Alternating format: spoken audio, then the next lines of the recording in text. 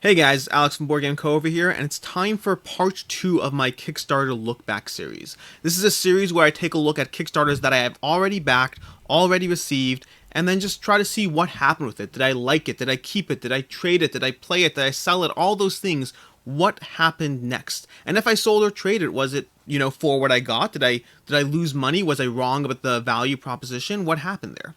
So we're going to start this off with Cthulhu Death May Die. Now I will say, unlike my last video on this, which I'll link to up above, this one's going to start going a bit out of order to the actual order I backed things in, specifically because I'm trying to cover things that I already have gotten and made a decision with. So anything, the longer Kickstarter goes on, the more time from when I originally backed it to it not being delivered, or if it was delivered, if I didn't play it yet, if I didn't make a decision, that's going to make it harder for me to give a determination because I can't really answer other than just saying, hey guys, I backed it, which is less interesting. Possibly a little interesting, but less interesting. So what I have is I have a list of Kickstarters I'll be going through, and for the most part it's chronological as much as I can, but with the caveat it's chronological as long as I have been able to make an actual decision with the game. Additionally, a little bit of background before we go into the individual Kickstarters. The background here is, as I mentioned in the last video were all the Kickstarters I backed before I started looking at this as an actual problem, addiction, call it what you will. And as such, I never really made those value determinations until about now. Right now is when I started to really jump in, to really dive in, and to really start making all these questions about, okay, does it make sense for me to get this? Is this something that I'm going to keep? And if I don't want to keep it, will it hold its value? That's when I started making these judgment calls on all these Kickstarters. Additionally, I started going through a bit of a phase, and I'll cover these on each of these Kickstarters as I go through them, but as I started to get into Kickstarter, I started doing this backup on late pledges. Late pledges, as you know, are a thing, and so for any of these Kickstarters where I could jump in after the fact, I was suddenly trying to, because I was suddenly in this new world and suddenly jumping into all these Kickstarters, and I started looking into all these different options that I could try to get my hands into, I don't know why I said feet, and some of them I successfully got in, some of them I didn't, but that's also part of the background here. That background all out of the way, let's start with number 1, which is Cthulhu Death May Die. Cthulhu Death May Die was my first real Kickstarter where I started to experience the Kickstarter journey the way I do now, which is to say, until this time, I kind of backed a Kickstarter, and then that was kind of it for me. Rising Sun was a bit of an exception as I watched the stretch goal slowly climb, but kind of it really. It was more of a bystander role as opposed to being an active participant. With Cthulhu Death May Die, that was the first time where I was really cheering on those stretch goals. I was really trying to get more content. And this was also before I understood that stretch goals were mostly a game that were being played to build that hype. I looked at it as real, as we need to get that much more, as if they kind of just hoped that they would make it all fit in the box after the fact without any control over that process. It's interesting to me that wasn't self-obvious to me at the time, that there must be some degree of control, but hey, that's true for everything, and the truth is it's possible that there are Kickstarters that do have more actual stretch goals as opposed to breaking it out procedurally. In any case, Cthulhu Death May Die is a game that I'm going to count this strongly in the win category. This is one of my favorite games to play right now. I actually haven't played it in a few months, which is making me feel, I think since April was the last time I played it, which for many of the games in my collection, that's not long at all. 2 months is nothing. For Cthulhu Death May Die, which currently has the most hours played, and possibly the most games too, I have to check, out of any game for 2020 so far, and for 2019 as well. I powered through this thing, playing a ton of it, playing season after season, again after again, introducing it to friends, playing with both my wife, playing with a few key friends, and introducing a lot of people to it. Cthulhu Death May Die is a strong win for me, and at this point, the only thing I'd count as a regret is not backing these Frost dice. I did get a pair after, I was able to get my hands on a pair, but I kind of want another pair because, first of all, you need more dice. The single set they provide you is not good enough. It's something I talked about in my recent unboxing video with Munchkin Dungeon, but I do not like, and again, companies can do what they want, it's all part of the game, we as backers have to respond accordingly, but companies, I don't like it when any of these games, Street Masters, Cthulhu, any Command game, when they sit there and don't give you enough dice to be able to play the game without handing them around. These are expensive games, expensive properties. I mean, if you want to charge extra for Frost dice, I get it. That's totally fine. But at least give enough dice. Give basic dice to the point that people don't have to sit there and constantly pass them around unnecessarily on what effectively is a $200 to $300 game. But again, they can do what they want. That's my 2 cents as opposed to, the negative taste it leaves. Is it worth the plus? In any case, that aside, like I said, Cthulhu Death May Die is a clear win for me. I'm going to move on past this one because I'm trying to keep this to a somewhat halfway reasonable time frame on this video. Next up, we have Zombicide Invader. Now, right after Cthulhu Death May Die is when I jumped into Zombicide Invader. Right about this time, I had just gotten I had bought the Kickstarter pledge of Zombicide Green Horde on the Board Game Geek Marketplace, specifically because I was getting into all these Kickstarters.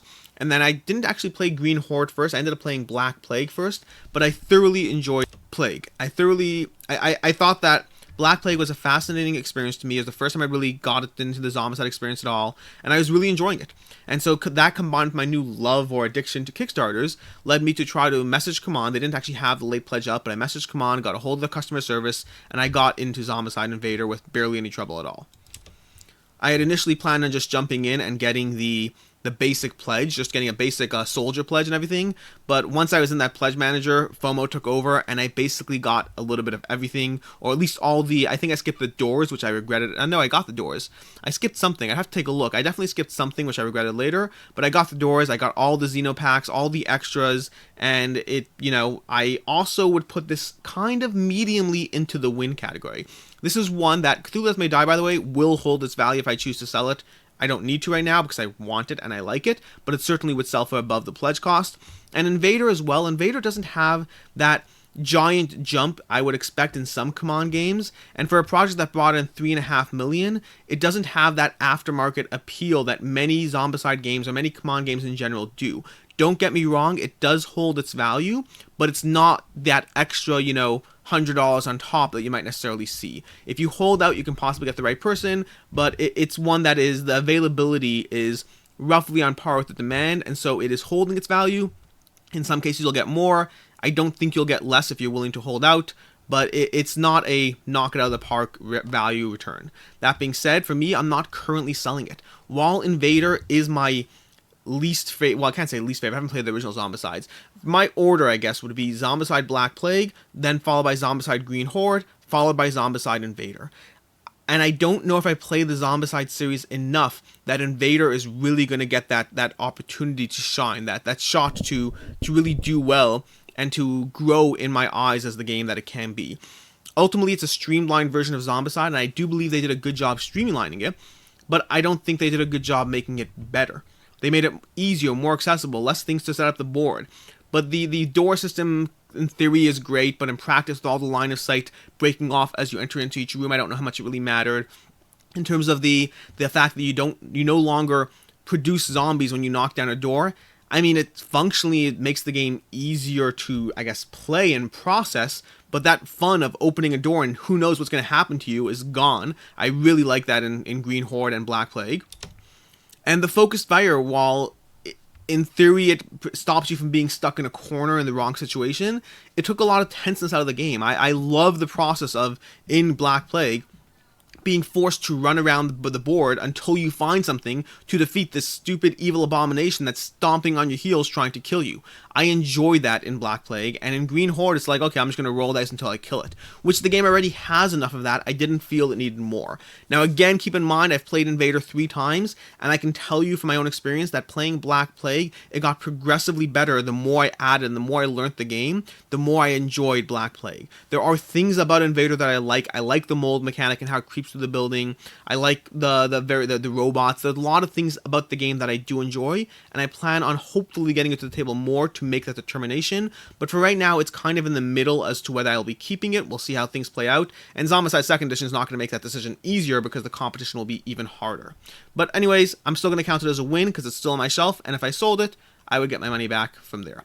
Next up is an interesting one. Hate is the first time that I became I want to say completely irrational, but not completely irrational. I justified it and I didn't lose. But Hate is one that I tried to get in on the late pledge to after this whole phase, and I was very unsuccessful in getting in on the late pledge, so I basically went online and bought a copy for basically $100 more than the pledged level. I bought an all-in pledge for, I think it was $350 if I recall correctly.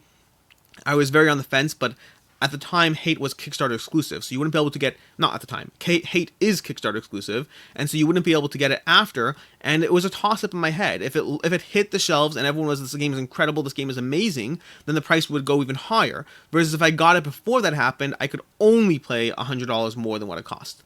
At the end of the day, I got it, and I didn't end up playing it. I realized I had too many two-player games that were filling this niche that hate wouldn't see the table for a long time. And so I did something I often recommend, which is I turned around and sold it while the market was hot, and with the understanding that at some point for myself, I may very well get Hate back. Hate is on my shortlist as a game that I eventually want to reacquire. The models are absolutely gorgeous, top-notch command miniatures, and the gameplay itself is a little bit over the top in its theme, but it's one that I theoretically want to get to the table sooner rather than later. But like I said, I wasn't sure how it was going to play out, so for me, I went ahead and sold it. I did not make any money on it. I got back all what I spent, plus shipping, but I did not make anything else past it. I was kind of like, oh my gosh, I overpaid. Let me find someone else who's willing to do that right now, and then I'll get it back later, which I did. So it's a medium. I didn't win, I didn't lose, I didn't even get it on Kickstarter. Next up, we have Mezo. Mezo is one that I also late pledged. I kind of passed on the Kickstarter initially. I went back and forth on whether I thought it'd be a game for me, and while it definitely looked appealing, I wasn't certain about the value aspect. That my whole hesitancy on Mezo was not about whether the game was interesting, but about whether I can get it later cheaper without the risk factor of getting it now. And so I passed on it, but then later I had second thoughts. I don't remember why, I don't remember what happened, and I went back and said, you know what, I'll take the risk, I'll get it. Mezo is one that I did not like in the end. I have a Mezo versus Blood Rage video, I'll link that up above, and I shouldn't say I didn't like it, I should say I thought it was fine, but it was competing in a genre of games that I don't do fine. I do things that completely knock my socks off. And so Mezo was a game that I thought was totally fine, but eventually wanted to get rid of it. I did sell it, but I was not able to sell it for more than what I initially pledged. I took a small hit on this, around $10 once you account for shipping and everything else, but I ultimately did get rid of it and didn't really lose significantly. I wouldn't really call it in the regret category, but for myself, I do think my initial hesitancy was half right, if you want to say it, meaning I backed off because I wasn't sure of the value proposition, and this is one I definitely had to slash the price on a few times before I was able to actually successfully get rid of it. So we'll call it a medium loss, whatever you want to call that. Next up, we have Street Masters Aftershock. Street Masters Aftershock is one that wasn't really on my radar, but then it hit Kickstarter, and initially I was not really going to back it, but the more I looked at the campaign, the more it was interesting to me, and it combined with the fact that the original Street Masters, if you look at the reviews for that, the original Street Masters was incredibly hard to get, selling at a huge premium, and the reviews were just killer across the board. So I went ahead and backed it. I did enjoy it. I definitely liked it. In fact, while I got rid of it, and I'll come back to that in a second, I got rid of it not because it was bad, but rather because it was a little bit too much for what I was getting out of it. And for myself, I felt that Marvel Champions gave me the same experience, but better. Marvel Champions versus Street Masters is on a play this, not that I'll have eventually coming up. I have to do that at some point. But, and obviously, spoilers, Marvel Champions won. But it wasn't that Street Masters was bad, is that for myself, I felt that Street Masters was better with 2 players and Marvel Champions was better with 1. And based on the game, my own collection, I felt that Street Masters wasn't going to be played with 2 players as much, and the solo experience I felt was lacking compared to playing with 2 players. Versus Marvel Champions, I think, is a little better solo. So in the end, I got rid of it. I think it's a great game. I'd happily play it anytime, and I think it has I understand why it's rated as high as it is. For me, this is more about my own collection and what games are likely to hit the table, rather than anything else. As far as what happened with it, I sold it, and I sold it for more than I pledged for it. In fact, I had this right when I had COVID-19 was when I got this, and when I had COVID-19 when I got this, I spent the whole whatever sleeving the game for days on end. I couldn't do anything except sit in bed, so I sat in bed watching horrible TV shows while I sleeved 1,600 cards or whatever they had, and then once I sleeved it, I was like, oh my gosh, I spent that much time sleeving it, I have to ask for a decent amount, and so I ended up selling it for roughly 100, I believe 100 or so more than I paid for it, factoring in shipping, factoring everything else. And that paid for the sleeves and I guess my time sleeving it while I was sick in bed. So I'm going to count that as a win. Like I said, for me, a win is not a game I kept. For me, a win is a game that I didn't lose money on. That's the goal. Because of how much I back games, my goal is simply to either keep the game, regardless of what I paid, or get rid of the game, but not have taken a loss. Next up from there, we have Brook City.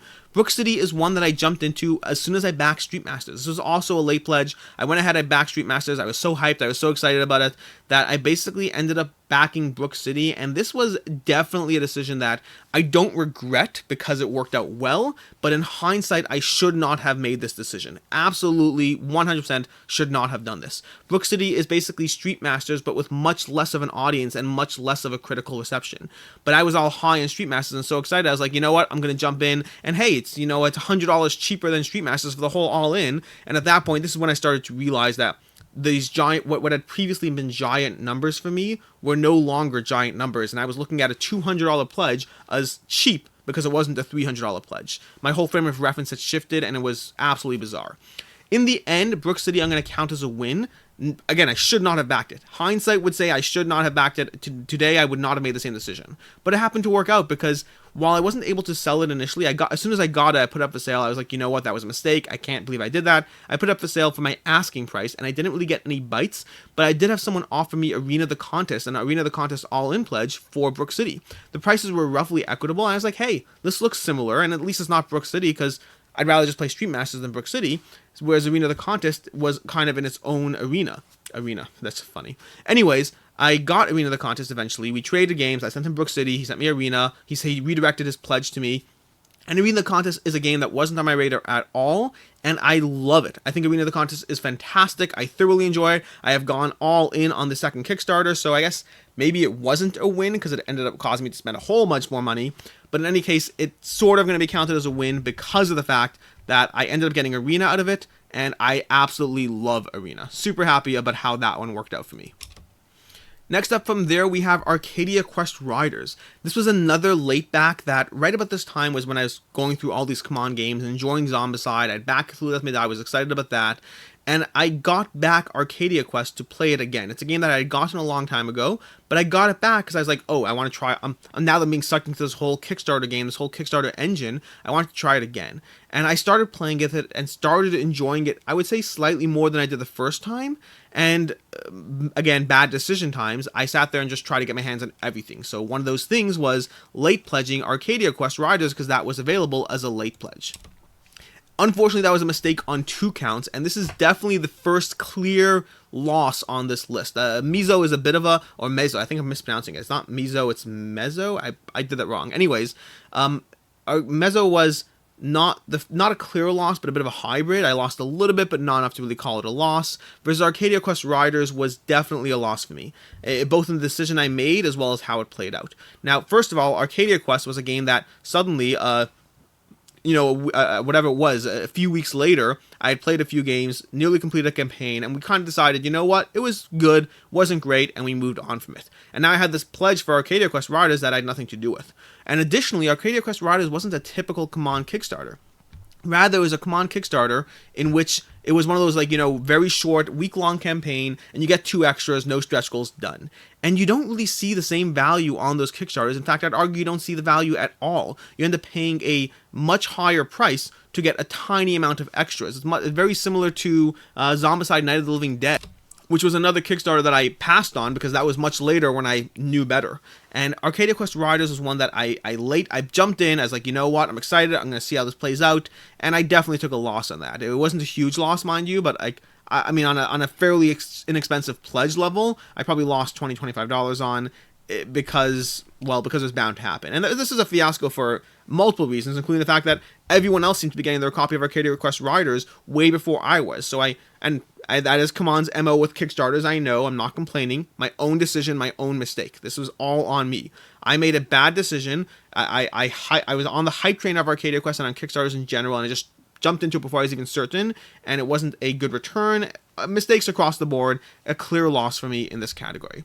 From there, we have Starcadia Quest. Starcadia Quest was one that I jumped in at the same time because I was all excited about Arcadia Quest, and my disillusionment with Arcadia Quest happened right in middle of an all-in pledge on Starcadia Quest. I don't know if it's an all-in, but I pledged Arcadia Quest. I was watching the expansions pop up one at a time. Those, the Stormtroopers looked great. Not Stormtroopers, Thorntroopers. And the whole art style. I love the chibi art style in general, and I was very sad about Arcadia Quest because I kind of wanted it. And so I kept trying to self-justify Starcadia Quest, but in the end I passed on it. This is actually not a Kickstarter I backed. I ended up passing on this, and I'm going to talk about it more in my video when I do a video on Kickstarter regrets, Kickstarters I regret not backing. Starcadia Quest is a Kickstarter I regret not backing, and I'll talk about it more then. For right now, I'm just going to cover the fact that I dropped this pledge because I was becoming disillusioned with Arcadia Quest. Moving on from there, we have Reichbusters. And Reichbusters, if you've been watching my channel, you know how well that one worked out for me. This is a game that I was super excited about. It still seems to be a good game by any measure. I'm not seeing people say it's a terrible game. Rather, people are just saying there's different camps. There's people who love it, people who enjoy it, and people who think it's great. And then there's people like myself who think it's a good system in theory, but with too many flaws for it to be a game that I really like. And for myself, my game plan with it, I'll link it to my review about it. You can see my full thoughts on it.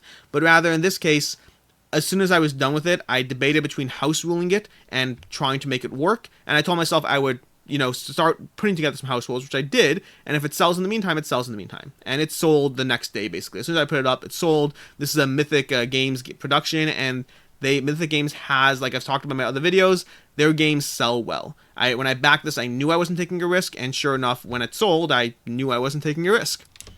From there, we go to Skulk Hollow, which is the second loss on this list. Skulk Hollow is a game that I impulsively backed. Impulsively is the wrong word. This was not as bad as Arcadia Quest Riders. Rather, when I backed it, I knew that I was giving myself a leeway that I shouldn't give myself. It was a 2-player game. It looked interesting. In terms of what you were getting for the cost, this strongly fell into the category of a game that I felt and believed I can get cheaper later, but it looked just so darn adorable. I was like, you know what? I'll give myself that leeway. It's something you've seen me do recently as well. I did it with Asonia. Asonia would fall into the same category. Asonia is not a game that I felt was worth it, but rather it's a game I gave myself the leeway because I wanted to. And that's something that I may or may not continue to do depending on how these things work out for me. So far, I believe Skulk Hollow was the first time I really did that, meaning it's the first time I made a conscious decision that I don't think this is worth it, but I'm going to back it because I want it.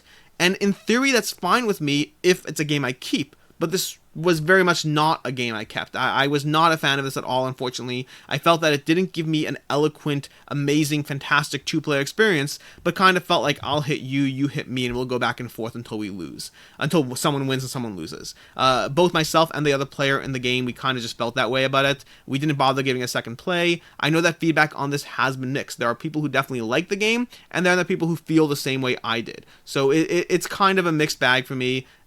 Again, I knew what I was getting myself into when I backed this. I made a judgment call. I gave myself the leeway, but at the end of the day, I have to call this a loss because it's one that I did get and sold away, but sold at less than I paid for it. And finally, we'll end on not a high note, but a medium note, which is Monumental. Monumental is one that I haven't actually firmly made up my mind on, and I debated including it in this video. In the end, I decided to include it because I'm already kind of willing to count it as a win, and I'll tell you why. I played Monumental recently. I enjoyed it. I thought it had a lot of things going for it in the plus category. At the same time, it's not a game I'm certain will stay in my collection. It will almost certainly stay in my collection until I get the next Kickstarter, because I want to see what changes they make in the next Kickstarter that will add to the experience. They're making some changes in terms of simultaneous play to speed up the game. They're adding this quest feature, which might give you some better things to do with your might mid-game. I felt that your attack values mid-game were completely useless. They were good in the beginning and good in the end. In the middle was just dead space. And overall, the game I felt was enjoyable while not being incredible. There's enough here that I like it, there's enough here I plan on playing it again, and there's enough here that I plan on getting the second Kickstarter.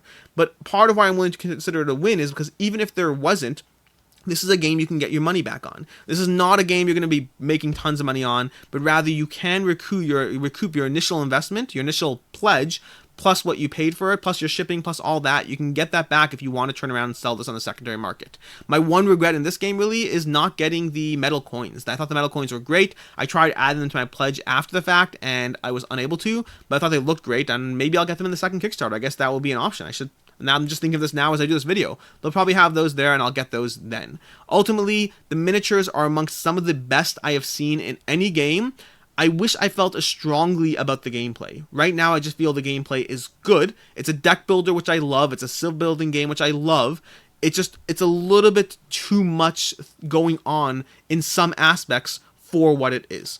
Ultimately, I enjoyed it. Ultimately, I'll count it as a win. So there we have it. There are 10 Kickstarter games I've backed. I will continue to do these roundups occasionally. Not roundups, these lookbacks. I'll continue to do these lookbacks as I go through games, as I get more Kickstarters, as I play them, as I get them, as whatever happens. I will continue to do these videos. I enjoy looking back and seeing how they played out. For myself, I'm going to count this one as 2.5 losses, 1.5 out of bad decisions, and one that I knew I was making a bad decision, but it is what it is. And those are going to be Skulk Hollow, Arcadia Quest Riders, and Mezo. I hope you enjoyed this video. Let me know down below which ones of these have you backed, which ones of these have you kept, enjoyed. Have you backed any of these 10 that you consider a loss or that you consider a mistake in hindsight or at the time even? In any case, I'm Alex from Board Game Co. You can subscribe down below, like, comment, engage, all that good stuff. And until next time, have a good one.